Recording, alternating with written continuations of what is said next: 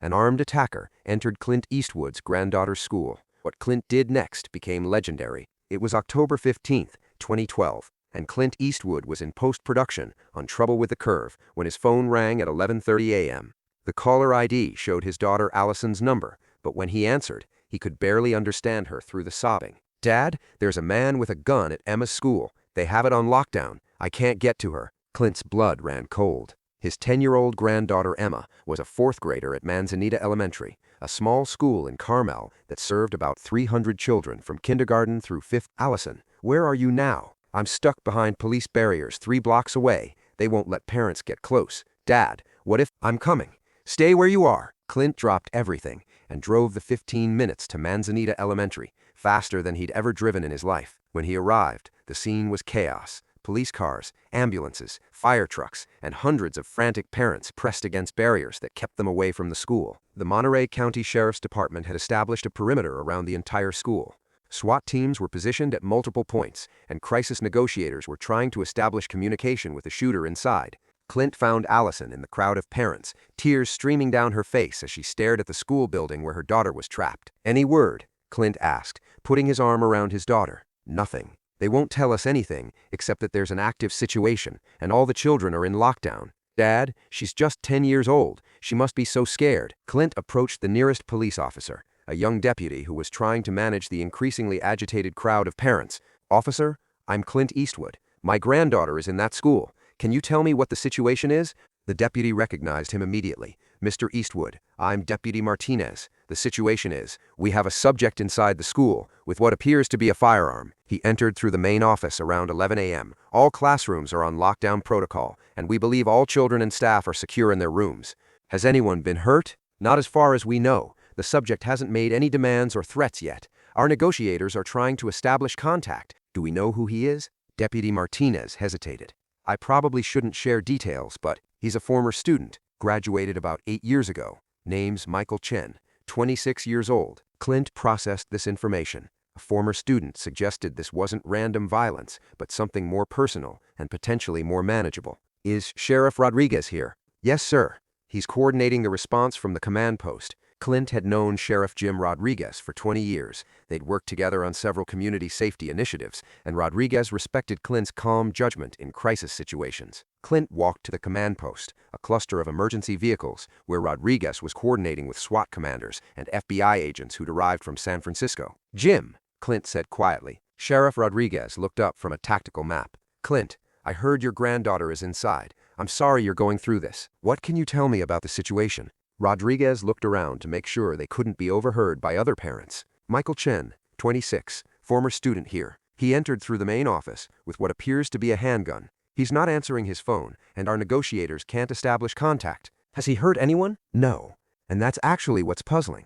He's been inside for over an hour, but he hasn't fired any shots, hasn't made any demands, hasn't tried to access any classrooms. He's just sitting in the main office." "What do we know about him?"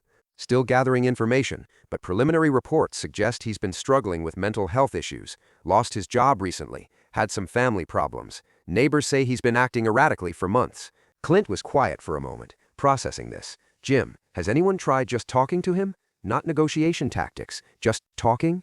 "Our crisis negotiators are trained professionals, Clint." "I'm sure they are, but sometimes people in crisis need something different than professional negotiation." Rodriguez studied his old friend. "What are you thinking? Let me try talking to him." "Clint, I can't let a civilian—" "Jim, I'm not just any civilian. I've played law enforcement in movies for 40 years. I've worked with real cops, studied crisis psychology, and I understand how people think when they're desperate. Plus, I have more to lose here than anyone. My granddaughter is in that building."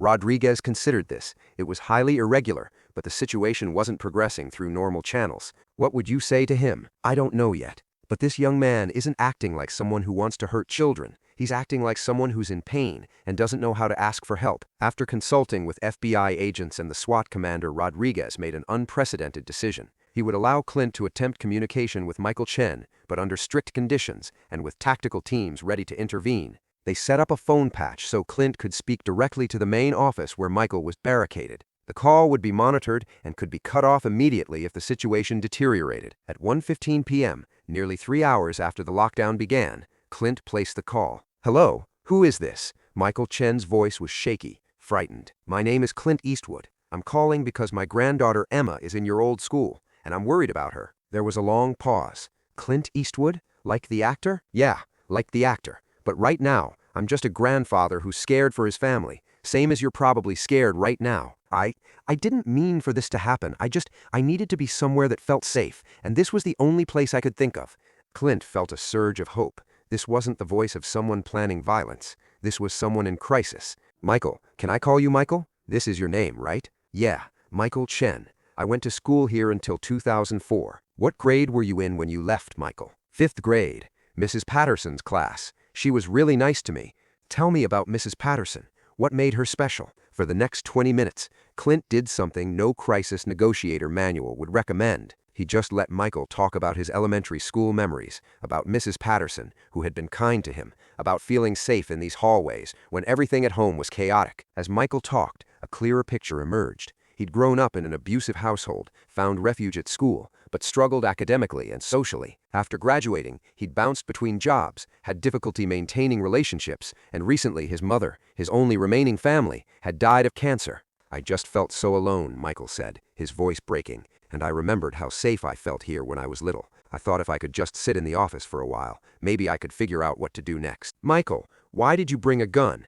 "I was planning to hurt myself, not anyone else. Never anyone else. I just thought, if I was going to end it, I wanted to do it somewhere that had good memories." Clint closed his eyes. This young man wasn't a school shooter in the traditional sense. He was someone contemplating suicide who had chosen a location from his childhood where he'd felt safe. "Michael, have you been getting any help for how you're feeling?" "I tried. I went to a counselor a few times after my mom died, but my insurance ran out and I couldn't afford to keep going." "That must have been really difficult, losing your mom and then not being able to get the help you needed." "Nobody understands. Everyone just tells me to get over it or think positive, but it's like there's this weight on my chest all the time and I can't breathe."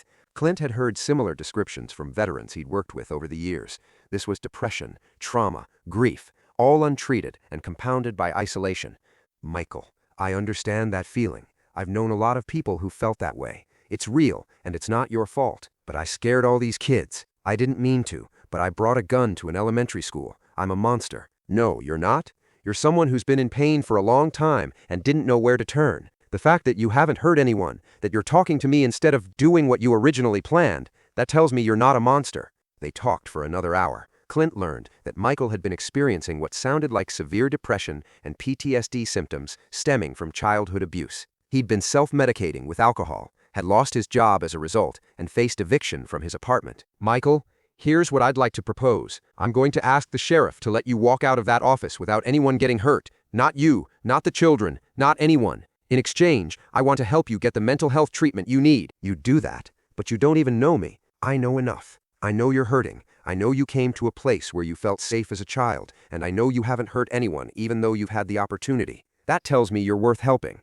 At 3:45 p.m., Michael Chen walked out of Manzanita Elementary with his hands up, leaving the unloaded handgun on the principal's desk. He surrendered peacefully to law enforcement. All 300 children and 40 staff members were evacuated safely. Not a single person had been physically harmed during the 4.5-hour ordeal. But for Clint, the real work was just beginning. While Michael was being processed through the criminal justice system, Clint began researching what had led to this crisis. What he found was a broken mental health system full of gaps that had failed not just Michael, but thousands of people like him. Michael had tried to get help multiple times but faced barriers at every turn. Limited insurance coverage for mental health services, long waiting lists for affordable therapy, a lack of crisis intervention resources for people contemplating suicide.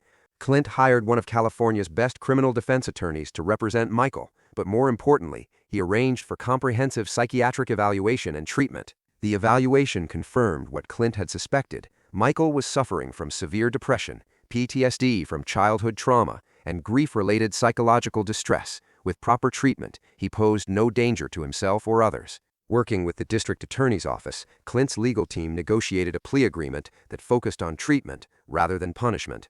Michael was sentenced to 2 years of supervised probation with mandatory mental health treatment and community service. But Clint's involvement didn't stop there. He established the Manzanita School Safety and Mental Health Foundation, funded initially with $2 million of his own money. The foundation had 3 goals: improve school security protocols, provide mental health resources for students and families, and create crisis intervention programs for at-risk individuals in the community. The foundation worked with schools throughout Monterey County to implement new safety measures, but not just physical security. They trained teachers and staff to recognize signs of mental health distress in students and created support systems for children dealing with trauma or family problems. Most importantly, they created a community mental health crisis response team. When someone was identified as being at risk for self-harm or violence, trained counselors and social workers would intervene immediately, providing support and connecting people with long-term treatment resources. Michael Chen became one of the first people helped by this program. With proper medication, therapy, and support, his mental health improved dramatically. He completed his community service by speaking to groups about mental health awareness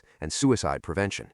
5 years after the incident, Michael was working as a peer counselor for a mental health nonprofit, helping other young adults navigate crisis situations and access treatment resources. In a 2017 interview, he said, "Mr. Eastwood saved my life twice, once by talking me out of that school without anyone getting hurt, and again by making sure I got the help I needed instead of just being thrown away by the system." Emma Eastwood, Clint's granddaughter, was 10 years old during the lockdown, but remembers feeling scared until word spread through the classroom that her grandfather was helping to resolve the situation. "Even as a kid, I knew my grandpa would make sure we were safe," she said years later. "But what I learned later was that he made sure the scared person was safe too. That's who he is." The Manzanita Foundation has since expanded statewide, providing mental health resources and crisis intervention training to over 200 schools. Their early intervention programs have prevented dozens of potential crises and connected thousands of people with mental health support. The foundation also lobbied successfully for improved mental health coverage in California and increased funding for school-based counseling programs. Most significantly, they developed a crisis intervention protocol that has been adopted by law enforcement agencies across the country. The Carmel model emphasizes de-escalation, mental health assessment, and treatment-focused resolution rather than purely punitive responses. When asked about the incident years later, Clint's response was characteristically thoughtful. "Michael wasn't evil. He was sick and desperate and didn't know where to turn. The tragedy would have been if we'd responded to his mental health crisis with violence instead of compassion." Sheriff Rodriguez, who took significant criticism for allowing a civilian to negotiate with an armed subject, defended the decision. "Clint understood something our trained negotiators missed, that sometimes people in crisis need to be heard as human beings, not just managed as tactical situations." The incident sparked nationwide conversations about school safety, mental health resources, and how communities respond to individuals in crisis. Rather than simply increasing security measures, many schools began implementing comprehensive mental health support systems aimed at identifying and helping at-risk individuals before they reached crisis points. Today, Michael Chen works full-time as a crisis counselor and has helped prevent several potential tragedies by intervening with individuals who are contemplating violence or suicide. The Manzanita Elementary incident is now studied in law enforcement academies and mental health programs as an example of how crisis situations can be resolved through understanding rather than force. The story serves as a reminder that behind every crisis is a human being who may need help rather than punishment, and that sometimes the most courageous response to fear is compassion. If this story of crisis resolution and mental health awareness moved you, subscribe and share it with someone who needs to remember that healing broken people is more effective than just punishing them. Have you ever seen someone respond to a crisis with understanding rather than fear? Share your story in the comments.